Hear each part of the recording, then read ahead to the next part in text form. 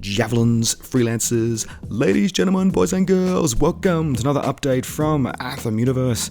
I am one of your hosts, Gaz, and today we are talking about the latest update for Cataclysm, which is live right now. We're seeing new inversions, new Warchest support gear for the very first time, oh my god, the new Fragmenter Ranger armor, and of course the 5th of 7 events, Castle Kelrik, all live today.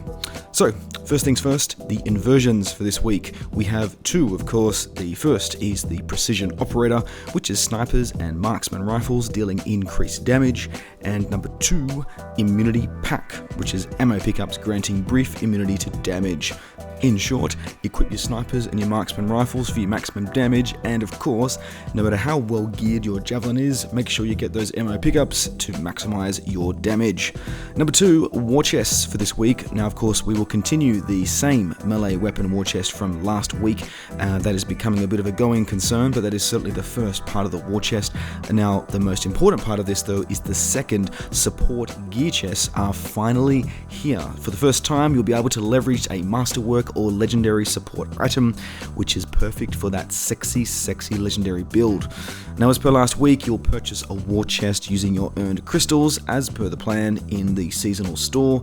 You can then receive obviously a masterwork with a chance perhaps of a legendary item. The one point, of course, that they've mentioned is that these war chests are also the only way to acquire the level 66 masterwork and, of course, the level 80 legendary gears. Speaking of the seasonal store, of course, let's not forget the best part, one of the best parts of this update, the Fragmenter Armor Pack.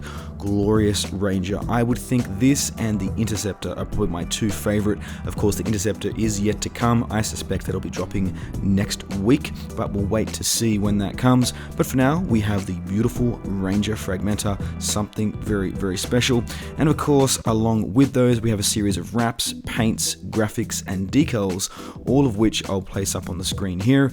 We've got Crystal Skull, Quartz Gemstone, Shattered Sea, Greed's Glisten, the Amethyst Warp, Jade Warp, Ruby Warp, and of course 2 new emotes, and one of interest is actually a Javelin specific emote for the Colossus called Entry Raw, and one of course for everyone called Just Stop.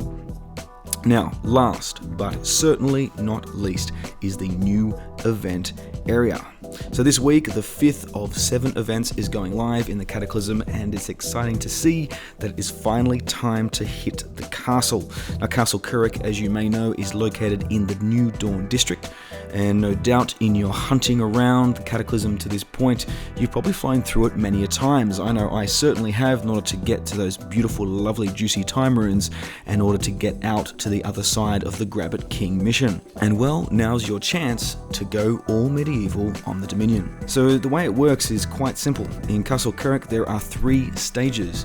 Stage 1, you need to find the relics with the ruins and leverage them to solve the blue gateway puzzles.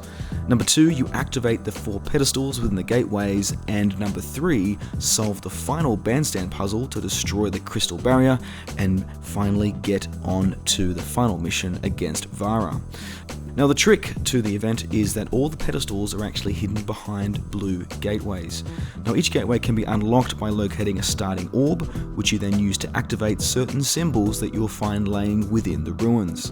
So during the event you should see a series of symbols above the doors across the ruins, and you need to identify those relevant symbols in the area and then activate them by placing the relevant relic. Each door has a little red triangle above it, of course will turn green when you have the correct symbol slotted. Once all are activated, it's quite simple. You activate all the pedestals, and that takes you to the final element, the bandstand-like structure, or as I like to call it, the gazebo. In this last venture, you need to identify the icons on the bandstand, and once, of course, that is solved, you will then be able to unlock the shield and take out the crystal. Oh, and one more thing, there is also a bonus, of course, as there always is, to solve in order to spawn the wonderful Valkyrie Corrick boss. It involves some additional symbols that are hidden, let's say they're hidden within the walls of the ruins somewhere, but I'll leave that one for you to solve. So that's the current update for Cataclysm, the new armor, and of course the Castle Kelrik going now live. Very exciting. I look forward to seeing you all in there today and this evening. And of course, I think we probably will leave it there. I am Ogaz for Anthem Universe. You can of course check us on Twitter at Anthem Universe. Jump into the Discord, which is discord.anthemuniverse.com. And of course, Javelins Freelancers. We will see you next over the wall.